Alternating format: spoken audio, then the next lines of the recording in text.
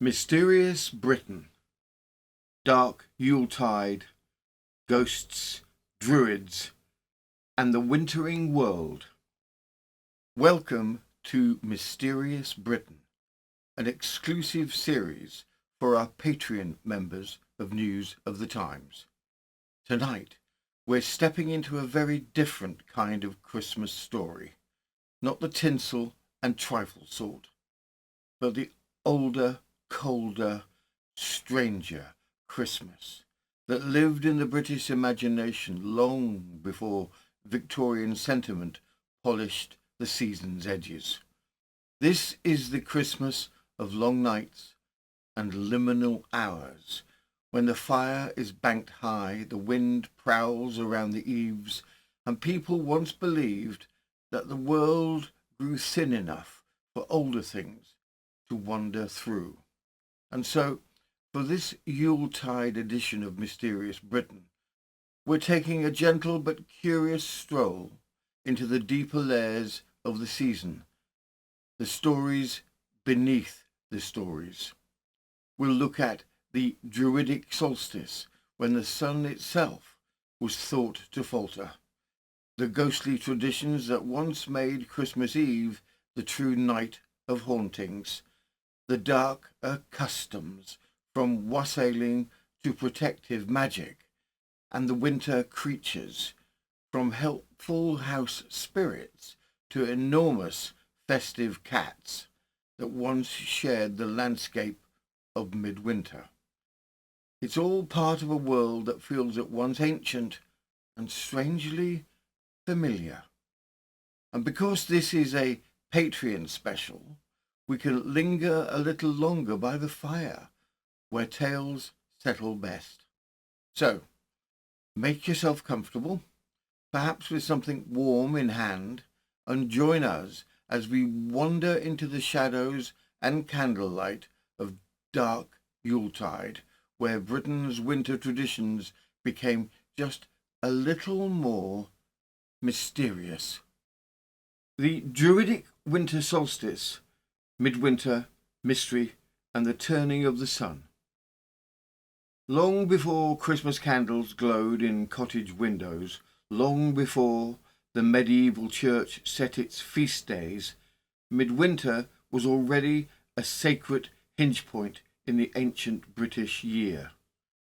For the people who lived on these islands thousands of years ago, including the Celts and their learned caste, the Druids, the winter solstice was not simply a date, it was an event of cosmic significance.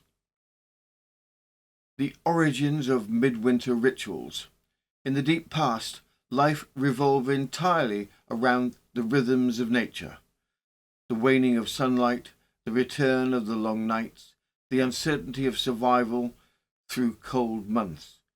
And when the sun reached its lowest ebb, the shortest day of the year, ancient communities marked the moment with ceremony.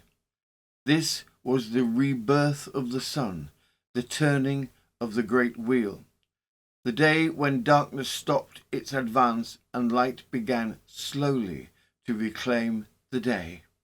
To a world lit only by fire, this astronomical shift carried profound meaning. It symbolized hope, endurance, and the promise of spring.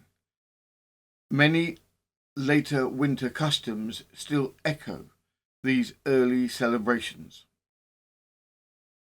The role of fire and evergreen boughs. Fire was central to midwinter rites.